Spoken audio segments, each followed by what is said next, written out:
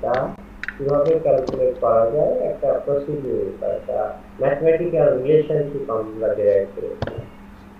আমরা দেখেছিলাম যদি স্লাইডিং ফ্রিকশন হয় তাহলে এনার্জি কনজাম্পশন একটু কম হয়, আর যদি স্টিকিং ফ্রিকশন হয় সেই ক্ষেত্রে এনার্জি কনজাম্পশন একটু বেশি হয়।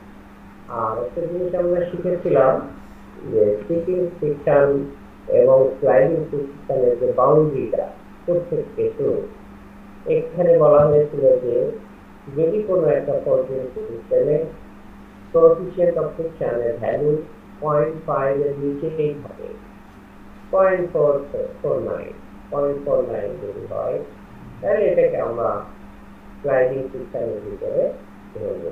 আর যদি 0.5 থেকে শুরু করে উপরের দিকে হয় সেক্ষেত্রে আমরা এটাকে স্টিকিং ফ্রিকশন বলবো। আর স্টিকিং ফ্রিকশনের যে ম্যাথমেটিক্যাল রিলেশনশিপ সেখানে আমরা দেখেছিলাম যে একটা জায়গায় স্লাইডিং ফ্রিকশনের ক্ষেত্রে আমরা 2 দিয়ে ভাগ দিচ্ছি a/2a।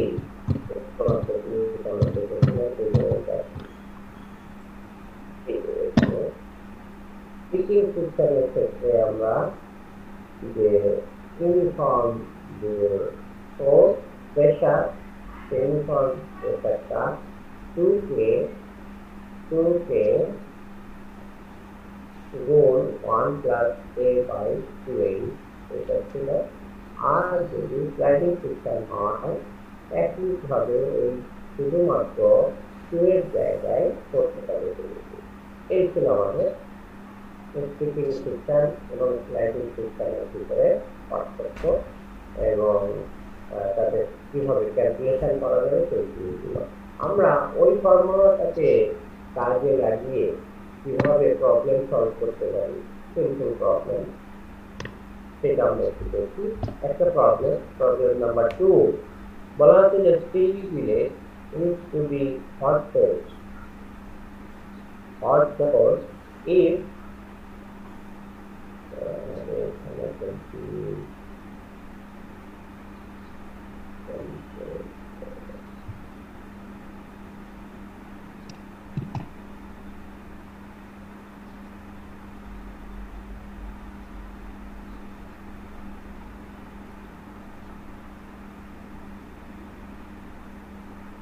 বলা হচ্ছে যে still village is to be hot source ঠিক আছে।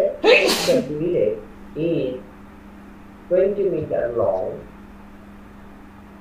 0.9 meter wide, L এর ভ্যালু হচ্ছে আমাদের এখানে 20, 0.9 মিটার ওয়াইড, এর ভ্যালু হচ্ছে 0.9, এরপরে আসছে আমাদের 8 thickness and 0.6 মিটার thick, এই ভ্যালু হচ্ছে আমাদের 2 metre, 0.2 metre. Calculate and compare the load required at the commencement, মানে ফোর্সিংটা জাস্ট শুরু করতে আমাদের কি পরিমাণে এনার্জি কনজাম্পশন হবে এটা ডিফারেন্সিয়েশন শুরু হয়ে গেছে এই মুহূর্তে আমাদের এনার্জি কনজাম্পশন কেমন, and at the completion of forcing শেষ হয়ে গেছে সেই মুহূর্তে আমাদের এনার্জি কনজাম্পশন কেমন হবে এটা আমরা জানতে চাই। এরপরে বলা হচ্ছে যে assume plane strain condition so that the width remains constant throughout। বলা হচ্ছে যে আমাদের এই টোটাল ডিফর্মেশন সিস্টেম এখানে প্লেন স্ট্রেন কন্ডিশন থাকবে। গত ক্লাসে আমরা ডিফাইন করেছিলাম প্লেন স্ট্রেন কন্ডিশন কি। সেটা হচ্ছে যে কোনো একটা সিস্টেমের যে 3 ডাইমেনশন সিস্টেমের স্ট্রেস সিস্টেমের যদি একটা ডাইমেনশন বরাবর স্ট্রেনের ভ্যালু significantly মানে very negligible হয় compared to other two directions, আমি সেটাকে আমরা বলে থাকি প্লেন স্ট্রেন কন্ডিশন। আর এই প্লেন স্ট্রেন কন্ডিশনের যে রিলেশনশিপ আমরা গত ক্লাসে দেখেছি সেটা 3:1 কেসে আমরা করে এসেছি। সেটা হচ্ছে যে P = 1.155 জুল সিগমা নট। এটা আমরা গত ক্লাসে দেখেছি এবং তোমরা আগে পড়েছি লেভেল 3 তে। এখন বলা হচ্ছে যে the tool bite is 0.3 meter and the tensile field stress of the steel is 60 meganewton per meter square at the start and 150 meganewton per meter square at completion. এই হচ্ছে ওভারঅল।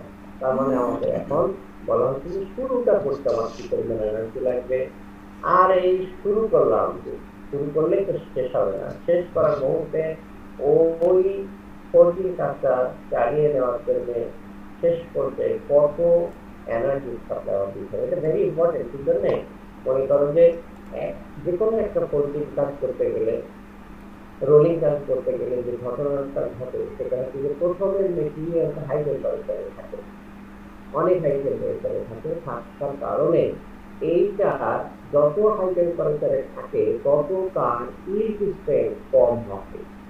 তোমরা জানো টেম্পারেচার মেটেরিয়ালকে সফট করে ফেলে, soft করে ফেলার কারণে এটা ইল্ড স্ট্রেংথ অনেক কম হয়। এখন যখন রোলিং প্রসেস চলতে থাকবে তখন বা ফোল্ডিং প্রসেস চলতে থাকবে তখন কিন্তু বিভিন্ন কারণে বিভিন্ন ভাবে এখান থেকে হিট বেরিয়ে যাবে, রেডিয়েশন হয়ে যাবে, কনভেকশনে যাবে, কন্ডাকশনে যাবে, লটস অফ প্যারামিটার, অক্সাইড ফর্মেশনে যাবে, তারপর ফেজ ট্রান্সফরমেশনে যাবে, লটস অফ আইটেম ওখানে আছে, যার কারণে আমাদের এই ওয়ার্ক স্ট্রাকচার হচ্ছে ঠান্ডা হয়ে যাবে। যদি ঠান্ডা হয়ে যায় তাহলে তার ইল্ড স্ট্রেংথ অনেক বেড়ে যাবে, যেটা তোমরা দেখতেছো এই এক্সাম্পলে 50 যখন শুরুতে ইল্ড স্ট্রেংথ ছিল, শেষে আরেকটা ভ্যালু আমরা পেয়েছি সেটা 150, এটা 3 গুণ বেশি, আসলে 3 গুণ না, এটা 50 গুণ পর্যন্ত বেড়ে যেতে পারে ডিপেন্ডিং অন সিচুয়েশন। এই জন্য আমি শুরু করলাম, যদি আমার মেশিনের ক্যাপাসিটি 50 গুণ যদি তার ইনডেক্স বেড়ে যায় তাহলে সেই ওয়ার্কটা ক্যারি আউট করার জন্য যদি আমার মেশিন ওই পরিমাণ, আমার ইকুইপমেন্ট যদি ওই পরিমাণ এনার্জি সাপ্লাই না দিতে পারে তাহলে মাঝপথে কি হবে, আমাদের ফোল্ডিং কিন্তু বন্ধ হয়ে যাবে, মেশিন বন্ধ হয়ে যাবে, কোনো কাজ হবে না। এই জন্য আমাদের দরকার আছে যে আমি যে কাজটা করতে যাচ্ছি সেই কাজটা শুরুতে কি পরিমাণ এনার্জি লাগছে, তার মানে আমি এটা দিয়ে যে মেশিন আমার কাছে অ্যাভেলেবল আছে, যে ওয়ার্কটা আমি ফোল্ডিং করতে যাচ্ছি তার জন্য এসে শুরু করতে পারবে কিনা, হ্যাঁ চেক করে নিলাম পারবে। আর এটাও আমাদের সাথে সাথে চেক করে নেওয়া দরকার যে শুরু করলে তো হবে না, শেষ করতে পারবে কিনা সেটাও আমাদের দেখে নেওয়া দরকার। আর সেই দেখে নেওয়াটার জন্য আমাদের at the end of folding ওই মেটেরিয়ালটা তার ইল্ড স্ট্রেংথ কোথায় গিয়ে পৌঁছে যাবে এবং তার শেপ সাইজ চেঞ্জ হওয়ার কারণে ক্রস সেকশনাল এরিয়াও চেঞ্জ হয়ে যায়। কিন্তু এটা আমরা এত জটিল এখানে করছি না, আমরা সহজ সবই কনসেপ্ট করছি।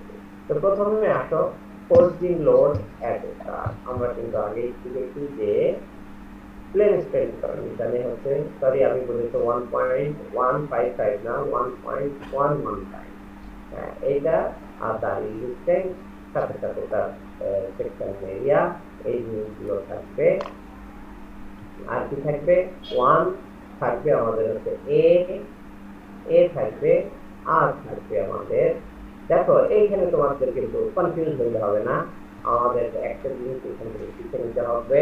আমি কিন্তু বলেছিলাম এই স্যাম্পলটা যে ওয়ার্ক পিসটা সেটা কিন্তু ওয়াই ছিল 0.9 ছিল ওয়াই, কিন্তু যখনই আমি ম্যাথস করতে যাচ্ছি, প্রবলেম সলভ করতে যাচ্ছি, তখন কিন্তু 0.9 ধরা উচিত ছিল না, আমি 0.9 না ধরলাম কিন্তু পয়েন্ট।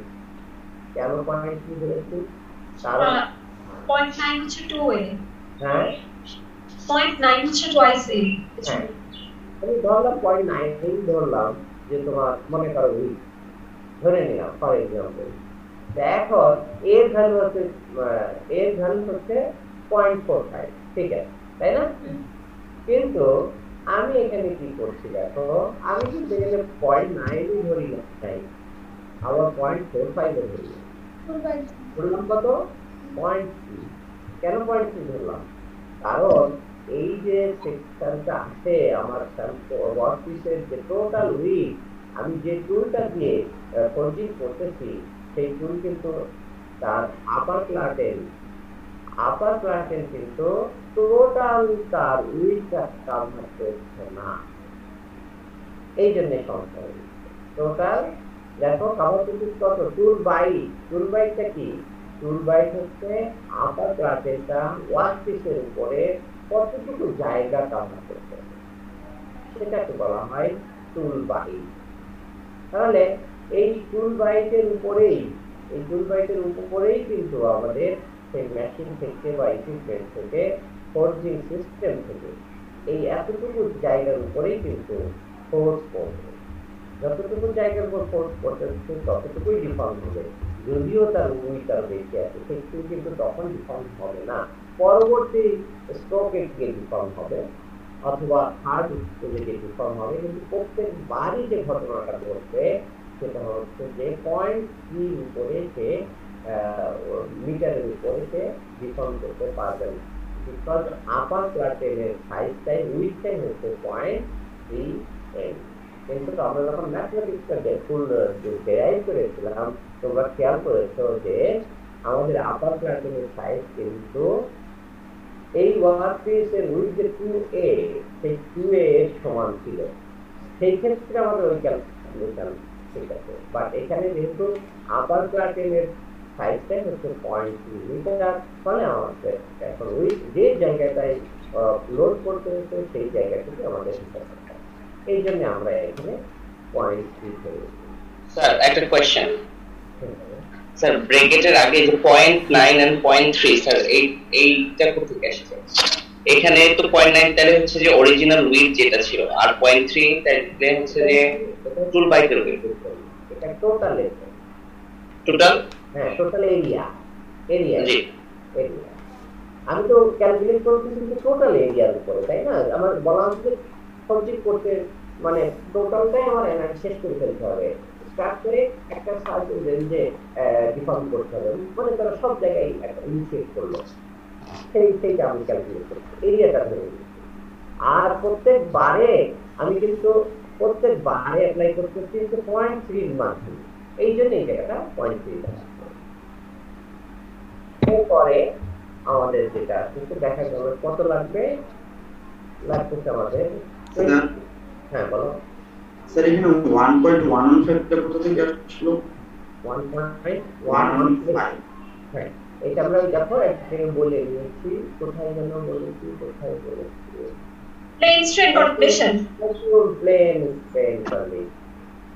strain condition যদি থাকে তাহলে তোমাকে যদি ইউনিফর্ম ডিফর্মেশন হয় কন্ডিশন হয় তাহলে এই জিনিসটা আমি যদি শুধু এখানে ইউনিফর্ম কন্ডিশন লাগাই দিতাম আর তোমরা যদি 1.115 কে করতে তাহলে কিন্তু এটা তো একদম ভুল, টোটাল ভুল, কারণ সিস্টেমটা হচ্ছে ইউনিফর্ম ডিফর্মেশন করছে, সেখানে প্লেন স্কেল না সব জায়গায় ইউনিফর্ম ডিফর্মেশন সিস্টেম কাজ করবে। আর একটু বুঝে নিই ফিজিক্যালি, আমরা মনে করো যে একটা সিস্টেমের 3টা ডাইমেনশন আছে, সিগমা 1 2 3, এটা হচ্ছে স্পেসের ডাইমেনশন।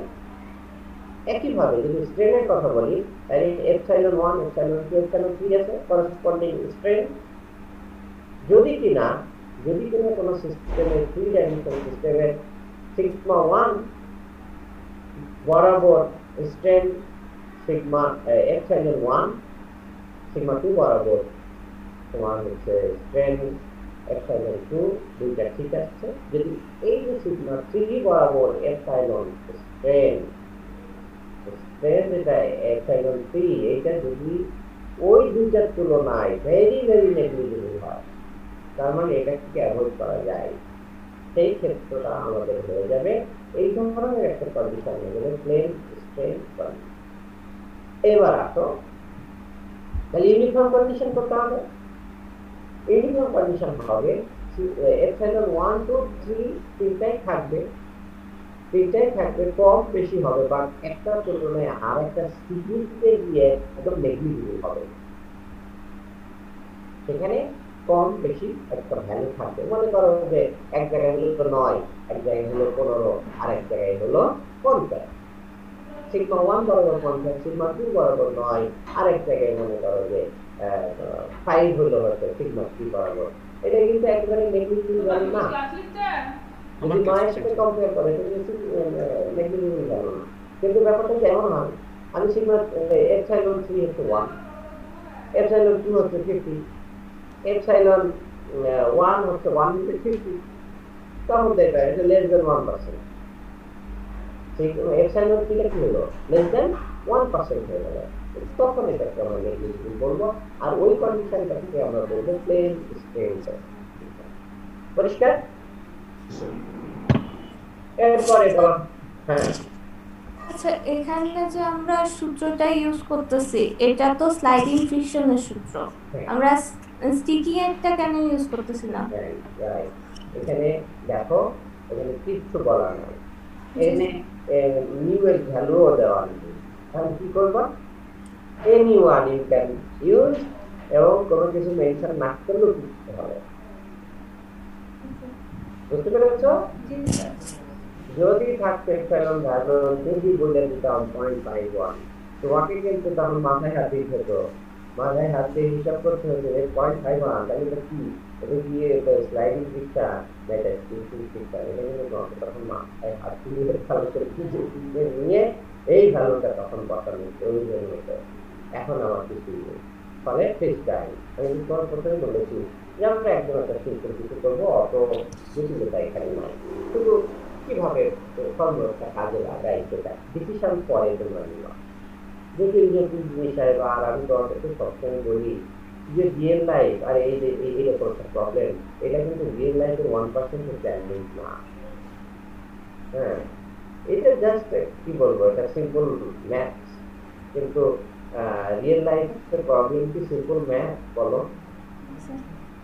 সিম্পল ম্যাথস না, ভেরি ভেরি চ্যালেঞ্জিং। সেই ক্ষেত্রে অনেক প্যারামিটার তোমাকে কনসিডার করতে ঢুকাইতে হবে। হ্যাঁ, এবার আসো আমাদের শেষে at the end কি পরিমাণ লাগবে। এখানে আবার আর একটা কিছু ঝামেলা আছে, দেখো আমি কিন্তু বলে দেই নাই যে শেষে থিকনেস কতটুকু কমে যাবে। 0.2 আছে, এটা কতটুকু কমে যাবে? এটা কি 50% কমবে, না 10% কমবে, না 100% কমবে, 90% কমবে? কিছু বলি নাই। যেহেতু কিছু বলি নাই, সেই ক্ষেত্রে কিন্তু তোমাকে একটা কিছু ধরে নিতে হবে, এই জায়গাটাই ধরে নিতে হবে। বলা হচ্ছে যে এই জন্য since the total reductance is not stated, the value of A is not known. আমরা এই ক্ষেত্রে ভ্যালু অফ A জানি না। If it is assumed that the reduction 50%, then A is 0.1 m। এই জন্য আমরা দেখো 0.2 আগেরটাই 0.2 ব্যবহার করেছিলাম, এই ভ্যালু এই জায়গায় কিন্তু আমরা 0.1 ব্যবহার করে ফেলি। এখন আমার কি লাগলো, 81.86 মেগানিউটন আমার এটা এনার্জি সাপ্লাই দেওয়ার ক্ষমতা ওই মেশিনটা থাকলেই আমি এই কাজটা করতে পারবো। যদি না থাকে তাহলে মানব পথে এটা বন্ধ হয়ে যাবে। আসো আমরা এবার সামনের দিকে এগিয়ে যাই। এরকম আরো প্রবলেম আছে। হ্যাঁ, প্রবলেম আছে, কিছু ডেফিনিশন আছে, তোমরা নিজেরা করতে পারবে। এখানে বলা হচ্ছে যে প্রবলেম কি, so that the maximum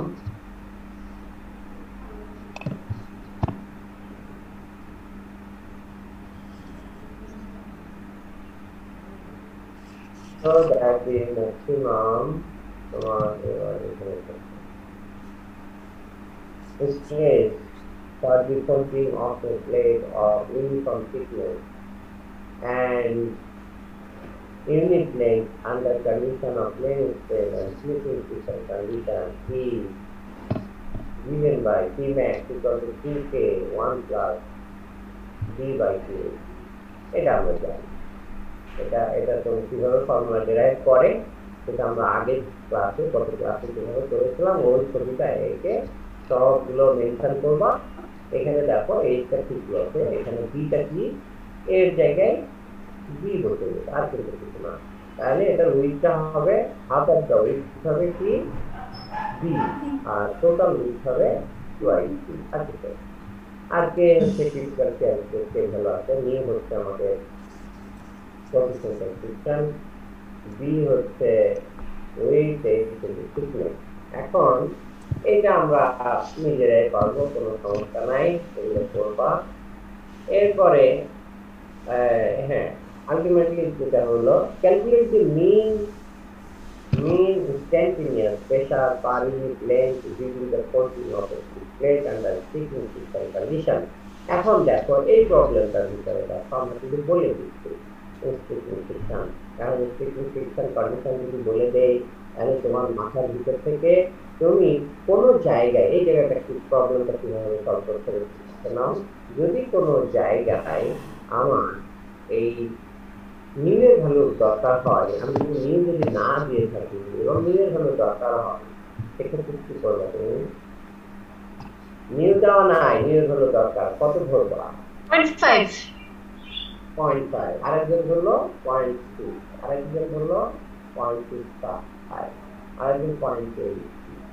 তাহলে দেখা যাচ্ছে যে সবার উত্তর সঠিক, কিন্তু কারো উত্তর একজনের উত্তর আরেকজনের সাথে কি হলো মিলবে না। ফলে উত্তর মিলার কোনো ব্যাপার না। ব্যাপার হচ্ছে যে তোমাদের এই ধরনের প্রবলেম রিয়েল লাইফ প্রবলেম করতে গেলে আমার উত্তর ওর উত্তরের সাথে মিলতে হবে।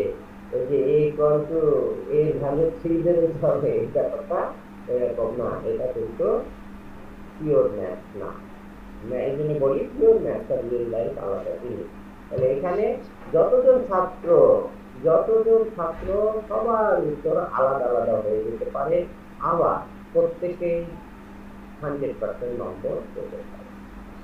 কিন্তু সাথে সাথে যদি একটা ছেলে ভুল করে ফেললো স্টিকিং সিস্টেম নিউয়ের ভ্যালু 0.2 গেছে শেষ হয়ে গেল।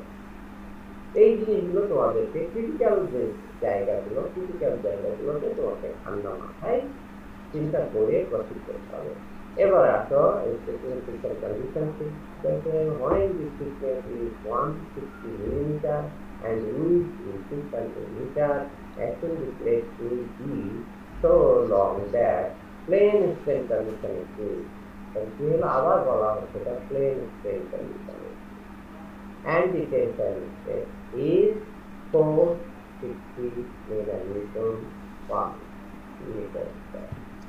একইভাবে প্রবলেম, তোমার কোনো সমস্যা নাই, তুমি একইভাবে প্রবলেমটা প্রস্তুত করে ফেলবে, কোনো সমস্যা নেই। এই যে এইখান থেকে পেয়ে গেলে কি 532 মেগানিউটন পার মিটার স্কয়ার। এবার আসো আমরা প্রবলেম কিছু দেখলাম, এবার আমরা দেখবো যে প্রত্যেকটা ম্যানুফ্যাকচারিং প্রসেস তুমি যেভাবেই করো না কেন, রোলিং করো, ফোল্ডিং করো, এক্সট্রুশন করো, অয়েল ড্রয়িং করো, ফর্মিং করো, কিছু যায় আসে না। যেভাবেই তুমি কোনো একটা প্রোডাক্ট করতে চাও না কেন, ফাইনাল প্রোডাক্ট বানাও না কেন, ইভেন কাস্টিং করো, তোমার কাস্টিং করেছো না, কাস্টিং করতে গেলে লটস অফ ডিফেক্ট তৈরি হয়। তো সেইভাবে এই ম্যানুফ্যাকচারিং প্রসেসের যে প্রসেসে তুমি ব্যবহার করো না, ওয়েল্ডিং করে একটা প্রোডাক্ট করতে চাও না কেন, কিছু যায় আসে না। প্রত্যেকটা ক্ষেত্রে ভিন্ন ভিন্ন মাত্রায় ভিন্ন ভিন্ন স্টাইলে এর ভিতরে ডিফেক্ট কাজ শুরু হয়। তা আমরা যেহেতু ফোল্ডিং করতেছি, এখন আমরা দেখার চেষ্টা করবো ফোল্ডিং ডিফেক্ট। ফোল্ডিং ডিফেক্টস এর প্রথমেই দেখো আমরা বলেছিলাম ফোল্ডিং এর কাজ হচ্ছে মেটালটাকে ডিফর্ম করা। মেটাল যদি ডিফর্মেশন না হয় তাহলে কিন্তু ফোল্ডিং হলো না, এটা কিন্তু কাজ প্রোডাক্ট হয়ে যাবে। আবার ফোল্ডিং হলো কি হোমোজেনিয়াস ডিফর্মেশন হলো, সেই ক্ষেত্রে প্রবলেমটা হবে যে কাস্ট প্রোডাক্ট নিয়ে যদি তুমি শুরু করো, তোমার স্টক মেটেরিয়াল যদি কাস্ট প্রোডাক্ট হয়, সেই ক্ষেত্রে ফোল্ডিং করতে গেলে যদি পার্সিয়াল ফোল্ডিং হয়, নন ইউনিফর্ম ফোল্ডিং হয়, ইনহোমোজেনিয়াস ফোল্ডিং হয়, তাহলে যে জিনিসটা হবে সেটা হচ্ছে যে এই প্রোডাক্টটা সেন্টারের দিকে যে ডায়াটিক গ্রেন হতে যাবে। আর তোমরা জানো আমরা গত ক্লাসে করেছিলাম বা তার আগের ক্লাসে করেছিলাম যে ডায়াটিক গ্রেন যখন থাকে তখন কোনো প্রোডাক্টে ডিরেকশনাল প্রপার্টিস পাওয়া যায় না, সেটা কাস্ট প্রপার্টি সব দিকে মোরালে সমান থাকে। প্লাস কাস্ট প্রোডাক্টের যে কোনো কাস্ট প্রোডাক্ট চেষ্টা করে দেখবা তার tension strength is very very poor, very very poor একটা কাস্ট প্রোডাক্টের টেনশন স্ট্রেংথ। তাহলে ডেন্ডাইটিক গ্রেন অ্যাট দি সেন্টার থাকবে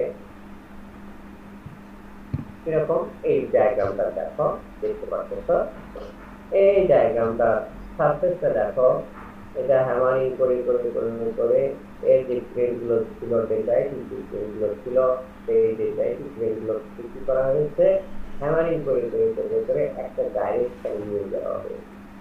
এই যে প্রধান আমরা বলতে পারি এখানে এই সারফেস থেকে শুরু করে এই পর্যন্ত থিকনেসের ডেপথে ফোল্ডিং হয়েছে, ডিফর্মেশন হয়েছে, কিন্তু তার গ্রেনের স্ট্রাকচার চেঞ্জ হয়ে গেছে। কিন্তু এর নিচে যদি আমরা হিসাব করি তাহলে দেখতে পারবো যে এখানে অরিজিনাল গ্রেন রয়ে গেছে। অরিজিনাল গ্রেন থেকে যাওয়া মানেই তার স্ট্রেংথ কম। আরেকটা দেখবা ফোল্ডিং করার সময় যে ঘটনাটা হয় হাত প্রোডাক্টের ভিতরে অনেক রকমের দিকে থাকে, সেটা হচ্ছে যে ডেন্ডাইটিক গ্রেন, কলামনার গ্রেন, তারপর ফিড গ্রেন, গ্যাস পকেট, মাইক্রোভার্স, তারপরে হচ্ছে microcrack, lots of problem, inclusion, segregation, lots of problem থাকে।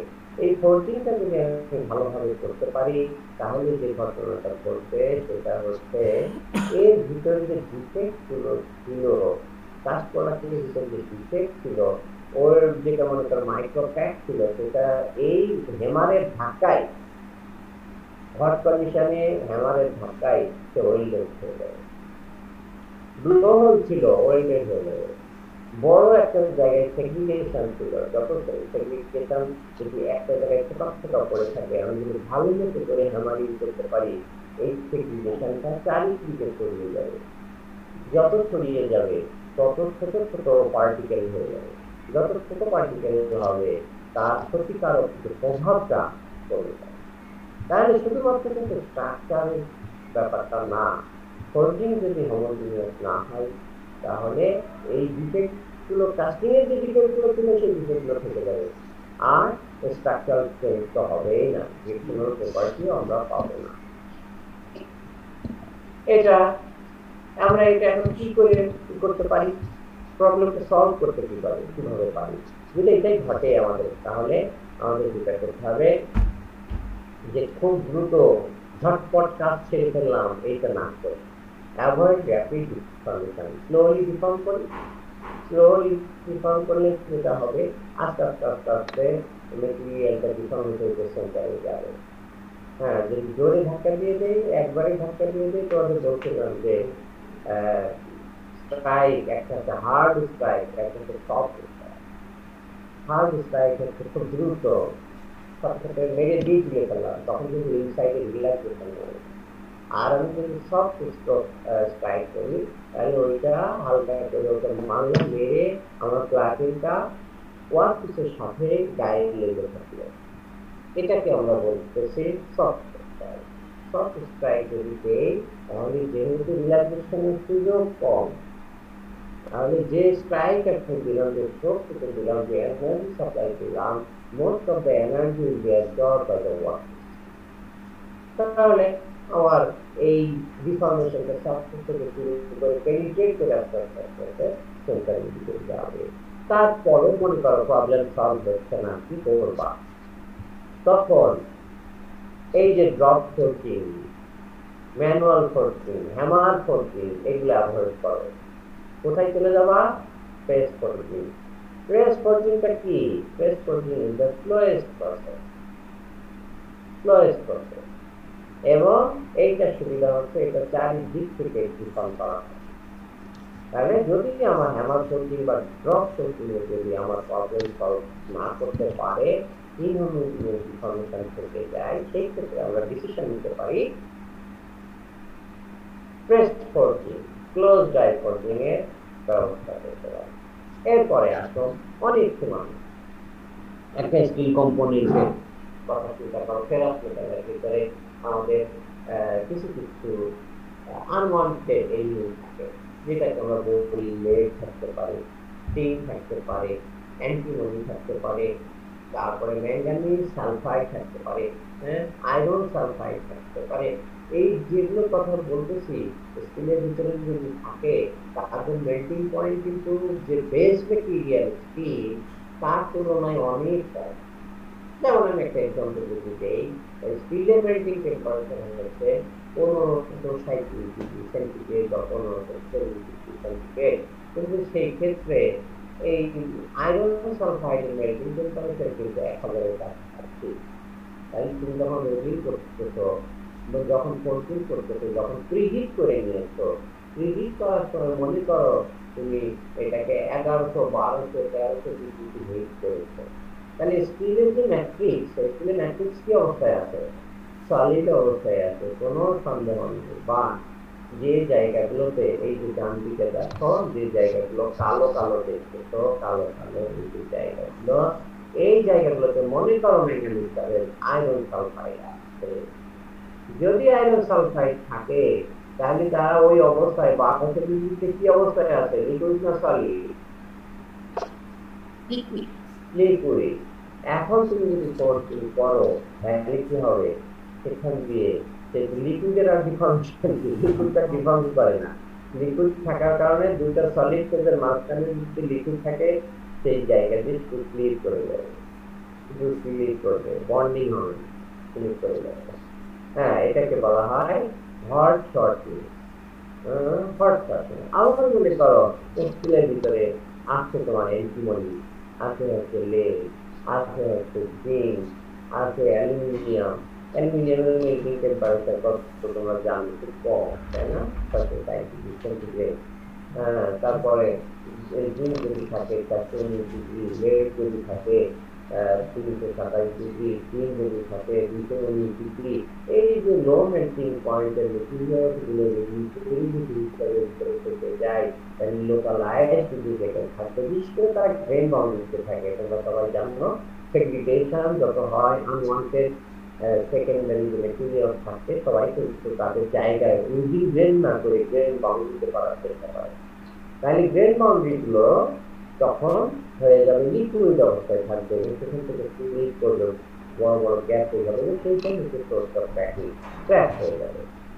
এই জন্য আমাদের আগে থেকে দেখে নিতে হবে, ভালো করে অ্যানালাইসিস করে নিতে হবে যে এই যে প্রোডাক্ট আমি ফোল্ডিং করতে যাচ্ছি, সেই ফোল্ডিং করার উপর ওয়ার্কপিসের ভিতরে এই লো মেল্টিং পয়েন্টের মেটেরিয়াল আছে কিনা এটা আমাদের নিশ্চিত করে নিতে হবে।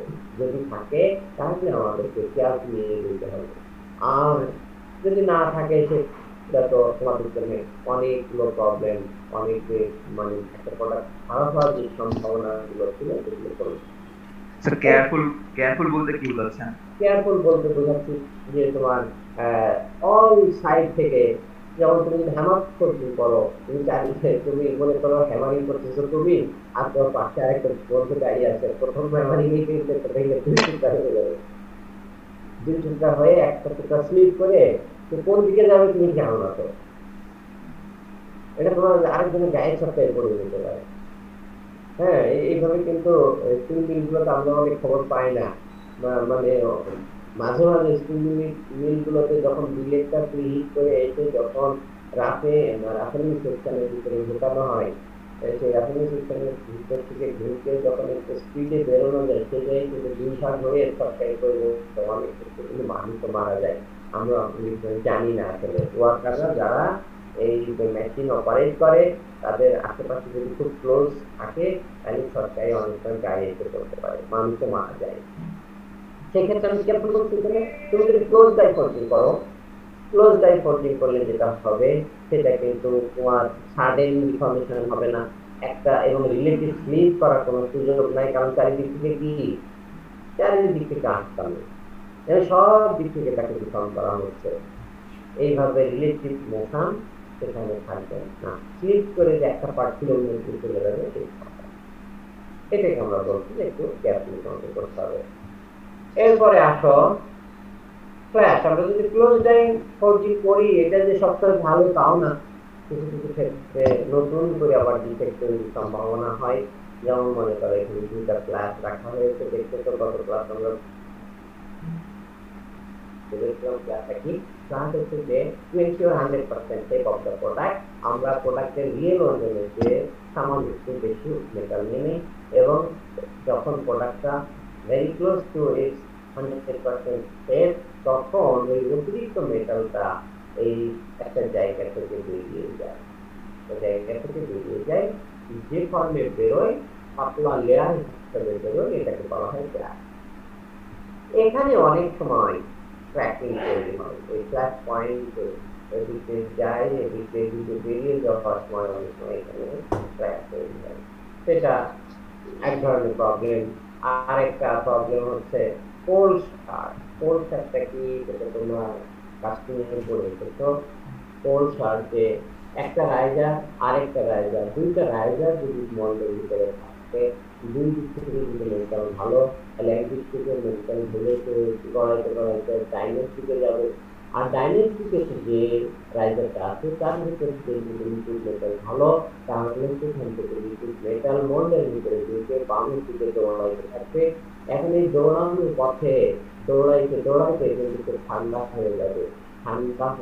ঠান্ডা কিছুটা হবে, লিকুইড এমন এক সময় দুইটা ফেজ একজন আরেকজনকে কাজ করলো, যখন সে আর ওই রকম লিকুইড না, সে হয়ে গেছে পেস্ট।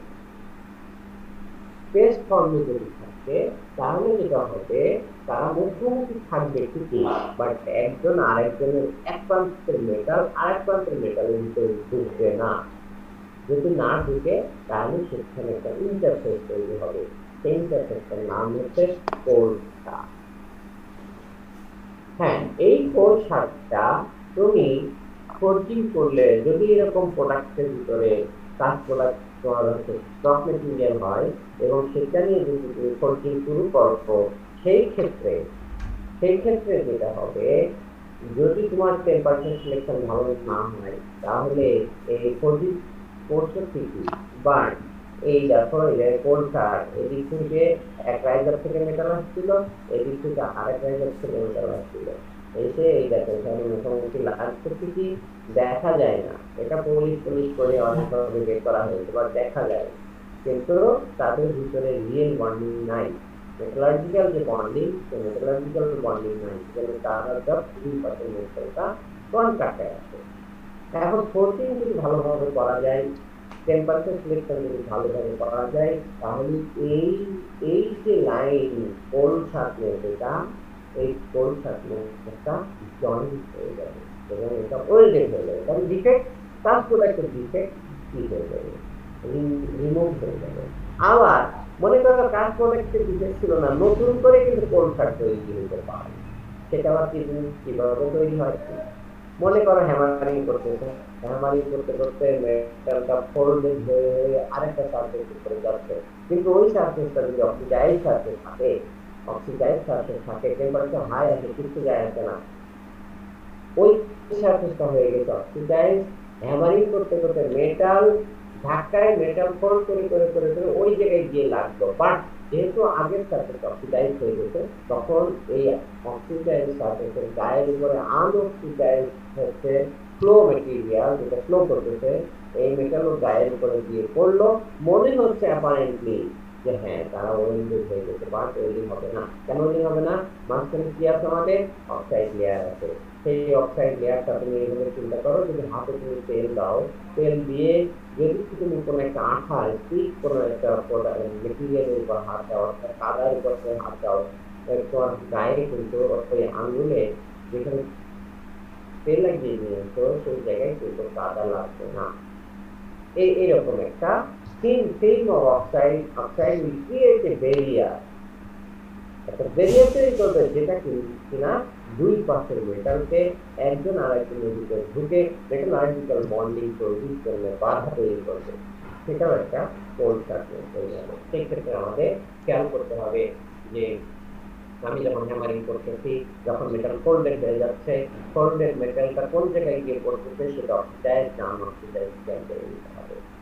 আর যদি মনে করো হ্যাঁ not oxidise, not seriously oxidise, তোমার oxidation is not a problem here, সেই জায়গায় প্রবলেম হতে পারে ইনসাফিসিয়েন্ট টেম্পারেচার, যেটা তোমার যে হ্যামারিং এর যে প্রেসার আর ওই যে টেম্পারেচার তার কারণে এটা ওয়েল্ডেড হচ্ছে না। ফলে আমাদের টেম্পারেচার নিয়ে চিন্তা করতে হবে, প্রেসার নিয়ে চিন্তা করতে হবে, করলে এই প্রবলেমগুলো আস্তে আস্তে সলভ হবে। এরপরে আসো অনেক সময় আমরা লম্বা জিনিস ফোল্ডিং করে থাকি, সেই লম্বা জিনিস ফোল্ডিং করতে গেলে বেশি কষ্টের যে জিনিসটা হয় সেখানে একদম বেঁকে যায়, প্লেন হয়ে যায় ইন আপসেট ফোল্ডিং। সেক্ষেত্রে আমাদের হিসাব রাখতে হবে লেন্থ যাতে, এই যে লেন্থ যেটা দেখতেছো এই লেন্থ যাতে ডায়ামিটারের সাথে একটা সম্পর্ক থাকে। একেবারে কি করবো জিনিসকে উপর থেকে যদি ফোল্ডিং করতে যায়, আপসেট ফোল্ডিং করতে যায়, তাহলে এটা এবার বাতিল হয়ে যাবে। সেক্ষেত্রে আমাদের বলা হয়েছে অবশ্যই অবশ্যই লেন্থ 2 থেকে 3 গুণের বেশি হতে পারবে না compare to the diameter of the workpiece. এই ফর্মুলাটা আমরা যদি ইউজ করতে পারি তাহলে আমাদের অনেক প্রবলেম সলভ হবে। এরপরে আসো বলছিলাম এটা open type folding. Open type folding যখন এটা আপার প্ল্যাটেন, নিচে হচ্ছে বটম প্ল্যাটেন। আপার প্ল্যাটেন এটা হচ্ছে বটম প্ল্যানেট আছে, এটা বটম প্ল্যানেট, এটা আপার প্ল্যানেট। আমি যখন এই প্রেসার দিচ্ছি বলছিলাম যে এই জায়গায় ফ্রিকশন বেশি থাকার কারণে, প্ল্যাটেনের কন্ট্যাক্টে ফ্রিকশন বেশি থাকার কারণে এই জায়গার মেটালটা স্প্রেড হবে কম, এখানকার মেটাল হবে, মাঝখানের মেটালটা সবচেয়ে বেশি স্প্রেড হবে। এখন সবচেয়ে বেশি যে স্প্রেড হতে থাকে একটা মেটালের কিন্তু নিজস্ব ইনহারেন্ট কিন্তু একটা স্ট্রেংথ আছে, বন্ডিং স্ট্রেংথ আছে। একটা মেটাল আর একটা মেটালের সাথে পাশাপাশি যে অ্যাটমগুলো একজন আরেকজনের সাথে একটা কোহেসিভ স্ট্রেংথের মাধ্যমে ফোর্সের মাধ্যমে বন্ডে। এখন তুমি এমন ভাবে লোড অ্যাপ্লাই করতেছো, সেই লোডের কারণে এই জায়গাটায় আউটগোয়িং এই যে মেটাল স্প্রেড হচ্ছে এইদিকে স্প্রেড হয়ে যাচ্ছে, টেনসাইল লোড এদিকে কাজ করতেছে, টেনসাইল লোড এদিকে কাজ করতেছে। আর এসবি action has equivalent opposite reaction, সেই হিসাবে materials inside the bonding strength সেটা কিন্তু তাকে এই ধরে রাখার চেষ্টা করতেছে। যখন bonding strength will be lower than the created tensile strength, তখন কিন্তু সেটা খারাপ করে ক্র্যাক করে দিবে। এটা হচ্ছে আমাদের তোমার ইন্টারনাল ক্র্যাক তৈরি হওয়ার, সেকেন্ডারি ক্র্যাক তৈরি হওয়ার একটা সম্ভাবনা থেকে যাবে। সেই ক্ষেত্রে আমাদের মনে রাখতে হবে যে হ্যাঁ আমরা যখন এই ডিফর্ম করবো ওপেন টাইপ ডিফর্মেশন, সেই সময় যে এই খেয়াল রাখতে হবে যে এই ডায়ামিটারটা যাতে বাড়ে, আগে ছিল 1 মনে করো, তাহলে ম্যাক্সিমাম আমরা এখানে বলা হচ্ছে 1.5 থেকে 1.7 এর বেশি যাতে ডায়ামিটার না বাড়ে। যদি বেড়ে যায় তাহলে আমাদের প্রবলেম হবে। আলটিমেটলি কি হবে? আলটিমেটলি দেখো এই 3টা ক্র্যাক আবার একসাথে মার্জ করবে, করে মাঝখানে বড় একটা ক্র্যাক তৈরি হয়ে বসে থাকবে। এই ক্র্যাক যদি তৈরি হয় তাহলে কিন্তু আমাদের জন্য খুবই খারাপ। বাইরে থেকে প্রোডাক্টের সাউন্ড মনে হবে, বা ইনসাইডে এটা ভাঙ্গা লোড। যখন জানোই যে ফোল্ডিং করা প্রোডাক্ট কিন্তু সবসময় ব্যবহার করা হয় চ্যালেঞ্জিং জায়গায়। আমরা দেখবো কত চ্যালেঞ্জিং জায়গা, সেই চ্যালেঞ্জিং জায়গা যদি কম্পোনেন্ট গুলো এরকম ডিফেক্টিভ হয়ে তৈরি হয়, সেগুলো যদি চ্যালেঞ্জিং জায়গায় ব্যবহার করি তাহলে আমাদের কিন্তু যে কোনো মুহূর্তে ভেঙে যাওয়ার সম্ভাবনা থাকবে, বড় ধরনের অ্যাক্সিডেন্ট হয়ে যাওয়ার সম্ভাবনা থাকবে। তো এখানে এই রিলেটেড আগে যে ফর্মুলা আমরা ব্যবহার করেছি সেই ফর্মুলা দিয়ে আরো কিছু প্রবলেম আমরা দিয়েছি। তোমরা এইগুলো সব করা আছে, বই থেকে মিলিয়ে তোমরা প্র্যাকটিস করে নিবে। সব প্রবলেম গুলো করা আছে এখানে। দেখো একই আরেকটা প্রবলেম নম্বর 5, প্রবলেম নম্বর 6 সবগুলো করা আছে। এগুলো দেখে নিও। আমরা আগামী ক্লাসে force product in challenging high tech application কি জায়গায় ব্যবহার হয়, সেখানে যদি একটু ভুল ত্রুটি হয়ে যায় কি ধরনের অঘটন করতে পারে আমরা ওইগুলো নিয়ে আলোচনা করব। এখন বলো তোমাদের কোনো প্রবলেম আছে যেগুলো আমরা দেখাইলাম আজকে? আমার একটা কোশ্চেন ছিল, আমরা সফট স্ট্রাইকে বলছি যে ডিফর্মেশন ডিফিউজ হয় না কারণ কন্টাক্টে থাকে, আর হার্ড স্ট্রাইকে হচ্ছে ডিফরমেশন ডিফিউজ হয়। ঠিক আছে, ওকে, থ্যাংক ইউ। ঠিক আছে, জি। আর কেউ?